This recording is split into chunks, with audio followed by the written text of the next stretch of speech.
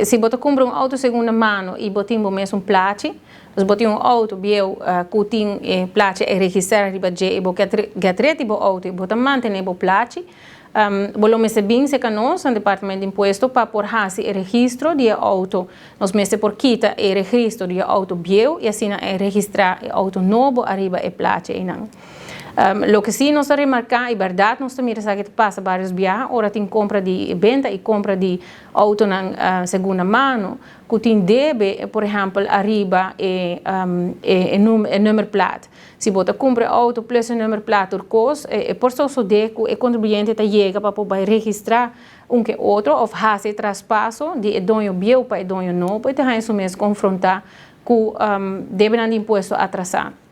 Nós pedimos ao contribuinte para por fazer o due diligence necessário para que você compre auto para por mira e registrar se bewijs do departamento de imposto, contra o vendedor de auto se você por mira essa aqui e se você por comprovante de pago de imposto de veículo de motor que está vigente, então no caso aqui o mês está pagar até 2021.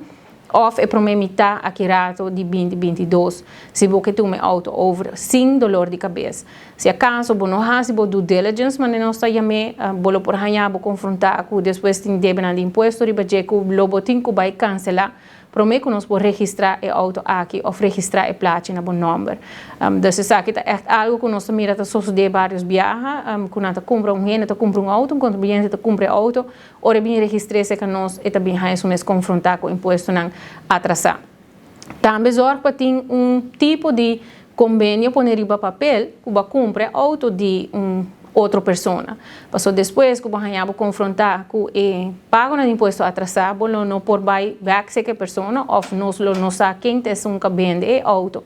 Passando aí por guiar o que é o seguinte passo que você tem que tomar. Então, zorpa você tem que outro por riba papel, que você compra auto de tal pessoa para tal suma, que o imposto não está pagar, que o seguro está pagar, por exemplo, e assim aqui vou por bem fazer a registração se nós. Nós temos um formulário não também necessário arriba no website, é um formulário de traspasso de veículo e um formulário de registração de veículo. Se tem um veículo novo, tem um formulário de registração.